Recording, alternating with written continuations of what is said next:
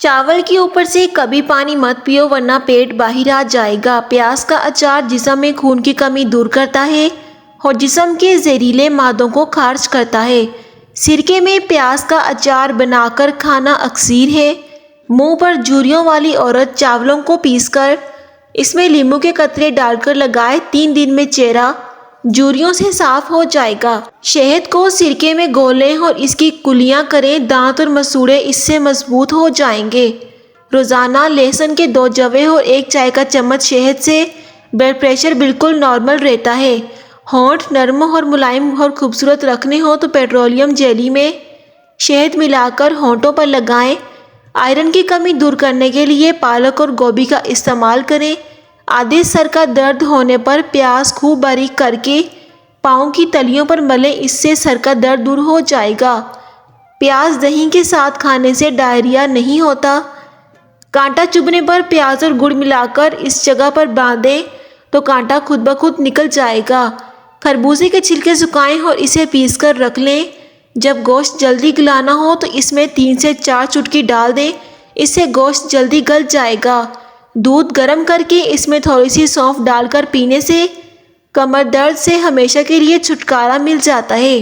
رشتے والے دیکھنے آ رہے ہوں اور بنا میک اپ ہی چہرہ چمکانا ہو تو انڈے کی ایک سفیدی میں تھوڑی سی چینی ڈال کر اچھی طرح پھینٹ لیں۔ جب خوب جاگ بن جائے تو اس کو اپنے چہرے پر لگائیں اور لگا کر چھوڑ دیں، اور جب سوکھ جائے تو پانی سے دھو لیں اور چہرہ بالکل جوان اور کھلا کھلا ہو جائے گا۔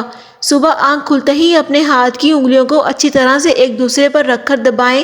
انگلیوں میں خون کی روانی میں بہتری آئے گی، جس کی وجہ سے فالج کی بیماری کا خطرہ بھی کم ہو جائے گا۔ پانی پینے کے بعد تھوڑی دیر چلا کریں۔ بڑھاپے میں گھٹنے کبھی بھی تکلیف نہیں ہوگی۔ شادی بیاہ میں زیادہ اونچا یا زیادہ بولنے کی وجہ سے آواز بیٹھ جائے تو پرانی جو لے کر اسے چھان لیں اور 10 سے 12 دانے دن میں کئی بار کھائیں، اس سے آواز دوبارہ کھل جائے گی۔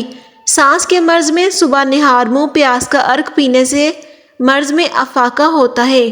پیسی ہوئی کافی میں تھوڑا سا اولیو آئل مکس کر کے چہرے کا مساج کریں، اس سے خون کی گردش میں تیزی آئے گی اور چہرے کی رنگت صاف ہوتی جائے گی۔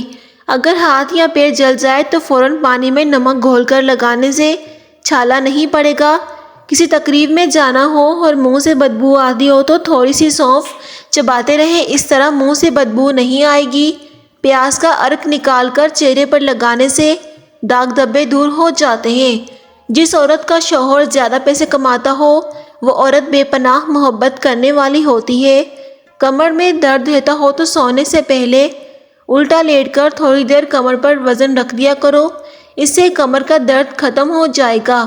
جس عورت کا شوہر چھوٹے قد والا ہوتا ہے اس عورت کے نخرے زیادہ ہوتے ہیں۔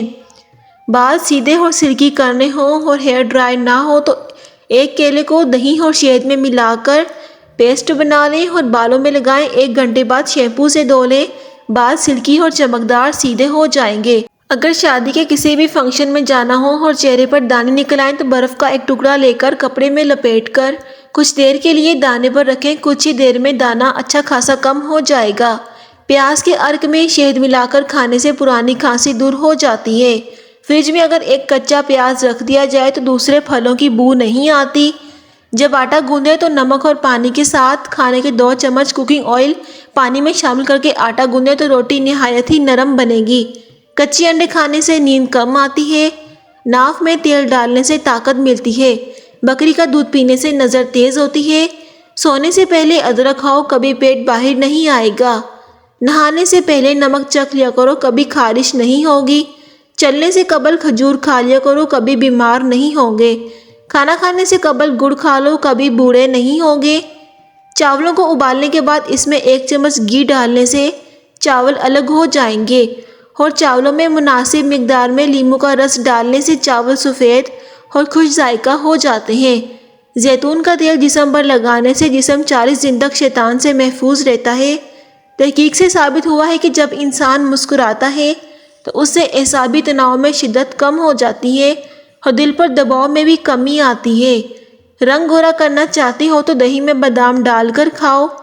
کبھی بوڑھا نہیں ہونا چاہتے، دہی کی ملائی کھایا کرو۔